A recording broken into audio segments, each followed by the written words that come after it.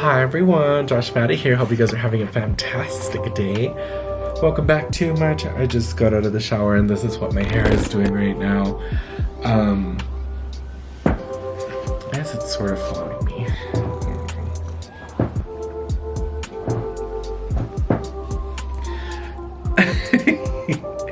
Hi guys.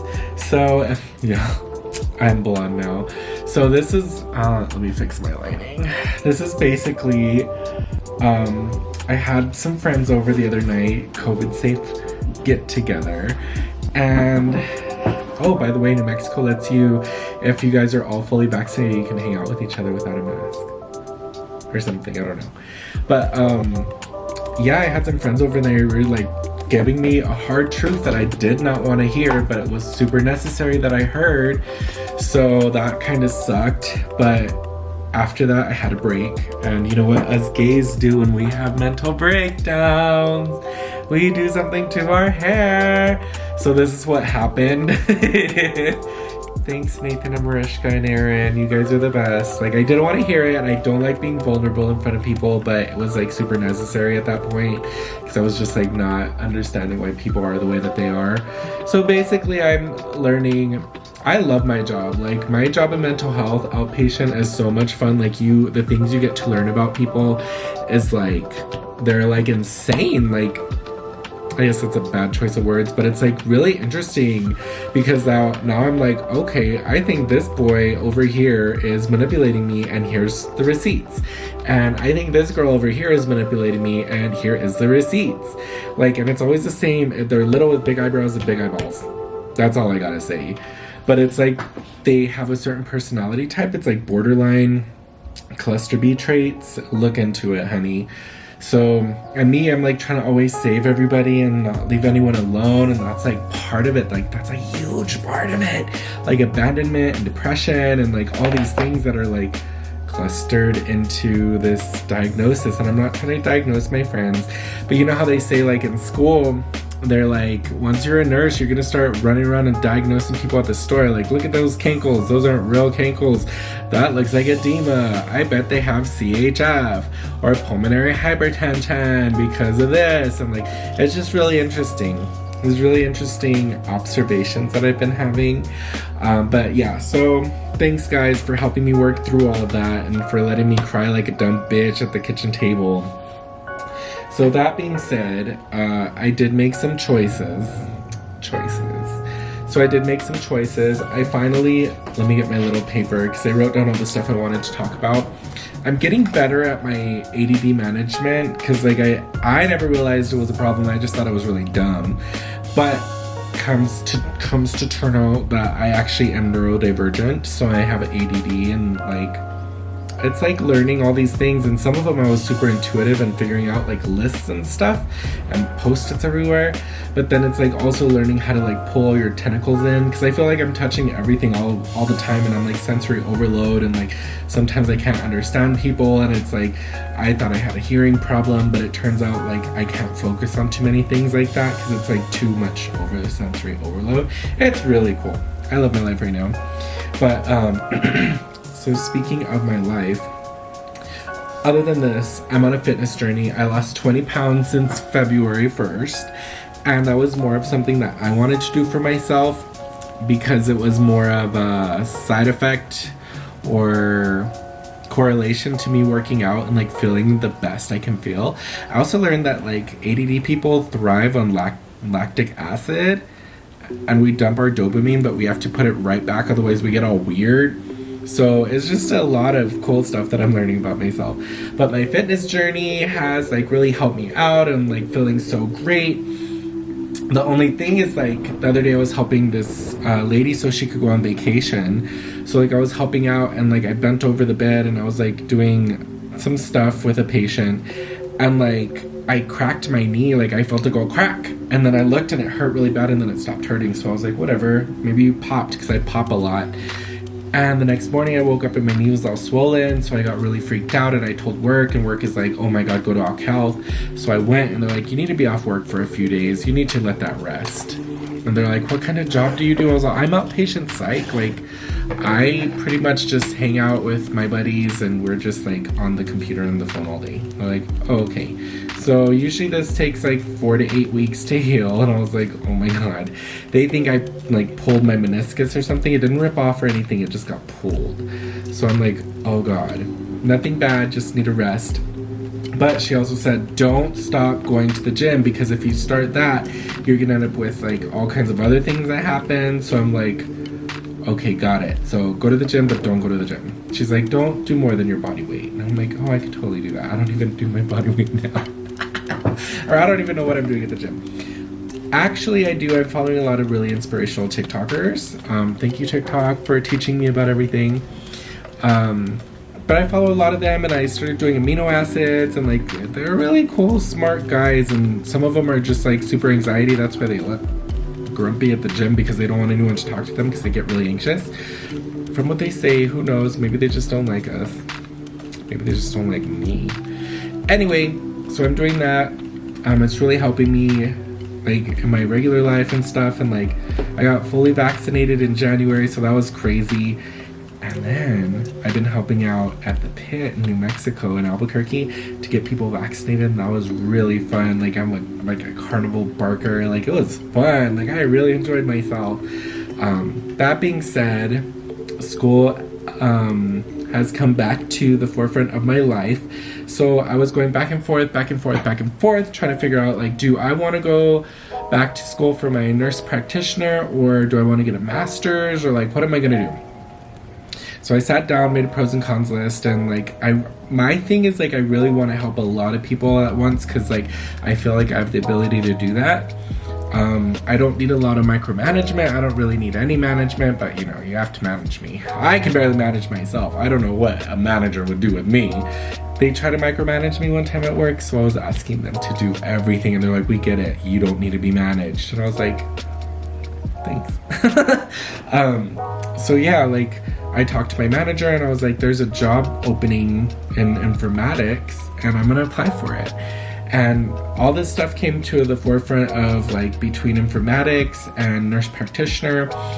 And I'm like, what can I do the most help in? Like, how can I help the most? And like, because I'm a proponent of nurses helping themselves. Like, I don't feel like we should be like victims. I really don't like the puppy mill concept of nurses. Like, we're just churning them out until they get beat up and they're people pleasers, and like I'm the same way. So I just learned to stand up for myself, and no one liked me after that. But they like the ones that suck up and they're people pleasers, and you're just like, oh, I get it. So we can leave them at the bedside. But someone like me, I really want to help the most amount of people that I can, and I feel like the best way that I can do that personally is to go into informatics, because I really love helping people learn the best and easiest way so they're not bogged down by all these tasks, because nursing has become very task heavy in recent years, and it's all about charting and stuff like that. So I think that's how I feel like I would be the most benefit to my community as far as like nursing. So I applied to a college and I got in, and it was really scary because like there was all these stats and stuff that I had to do, like their core. And I was like, oh my god, no, I don't want to do stats again. But they kind of just let me skip past it because I've already done it in UNM. So I guess some of that $50,000 in debt for pre-pharmacy helped out a little bit, because they really wanted me to take some classes again. And I was like, I already did that. And they're like, oh, you're right, he did. So that being said, I start March 25th for Master's of Science in Nursing for informatics, health informatics. So I feel like that can like really help a lot of people. Like I have the ability to help a lot of people and myself, because I'm starting to become a person of age. So I'm starting to become older, and like I went back to help out and like pick up some overtime on the regular units, and I just came back to my little desk and I was like, you know what, I'm good. I don't need to be here anymore. I don't feel like I'm helping anybody.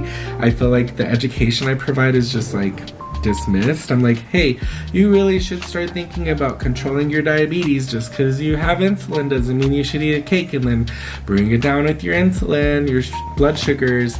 Instead, maybe you should try to have some fruit or drink some water because maybe you're thirsty. Nobody cares.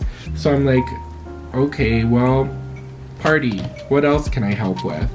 So it's like, it's kind of like one of those defeating type situations, but not really defeating because I'm learning from it. Yeah, so by December 2022, I'll be a nurse informaticist with a master's degree. I'll match Aaron, masters for masters, because his is a master's in accounting. And he has a bachelor's too in business administration. So like, who knows, maybe I can freelance, maybe I can consult or something, I don't know, something. But I really want to help, like on top of just like make my job easier, because I feel like the more education you get, the easier your life should be, the less work you do because you're doing it here instead of physical labor. That's how I see it.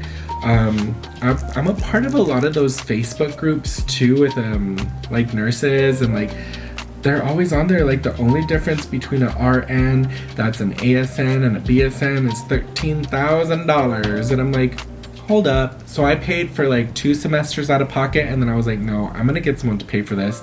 My job is gonna pay for my master's degree, just like they finished paying for my bachelor's degree, and it just has to be something that can help the company. So I'm like, okay, I'll be a company boy like that. Like I could totally do that. Happy to help. If you're gonna help me, I'll help you. Put me in informatics, coach, or whatever they say. So I feel like if you want to be a victim, go be a victim. Continue that puppy mill mentality of being a people pleaser and just churn around in them little spokes. So I don't know, do whatever you want. I think I just have such a hard time like talking about stuff like this because I feel like it's so braggy. Like even the other day at work, like the lady's like, I want a new car, and they're like, Josh just got a new car, you should talk to him. I'm like, yeah, I did get a new car, I got a little white SUV, it's amazing. And then the lady's like, well, what kind did you get? And I was like, well, it's a little white SUV. She's like, who makes it? And I was like, well, it's a BMW X3. And she's like, and I was like, well, that's why I don't want to tell nobody about anything, because then they look at me weird or they treat me weird. And I'm like, I'm not trying to brag or anything. That's a big accomplishment for me. My first car was like a Toyota Camry after the Mustang. Like it was a 1970 something Toyota Camry, if they were even. It was a box car. It was always broken. But whatever. That's why I don't really like to brag about anything. Or like talk about all my accomplishments, because I feel like it's so braggy. But then too, I want to inspire people to do better for themselves. Go to school. They can't take that degree away from you, but they can take away your tenure. And that's what I was putting in the Facebook group. I was like, they can take away your experience. You've been there 10 years. You've gotten a certain amount of pay because you've been there 10 years. What happens if the job goes away, or if you're just not performing? What if they require a bachelor's degree and then you're ASN? Because all these bachelor classes that I took, they're like, ASN is the new LPN, and everyone has an ASN. I graduated with my ASN, and I felt like I had the same opportunities as the BSN kids, but they were getting paid a lot more money. I don't know. So, long story short, I'm doing good with my fitness. My hair tells its own story. Starting my MSN program in informatics. Follow me along with that. I don't know. And then, yeah, stand up for yourself. Be counted. There's all this thing for the last pizza party. I don't know if you know about it. It's all over Twitter and all over TikTok. Like, we're supposed to stand up for ourselves. Stop being part of the problem. If you don't like your job, quit. If you want your job to be better, get involved in shared governance. Get involved in committees. Like, I just jumped threw myself into one of them called the Health Information Exchange, because in New Mexico we have a lot of rural cities and we don't do very good with getting electronic stuff given over to each other. And now as an outpatient clinic nurse, what I'm doing a lot of is like a lot of case management and tracking down medical records, and I had no idea it was so difficult.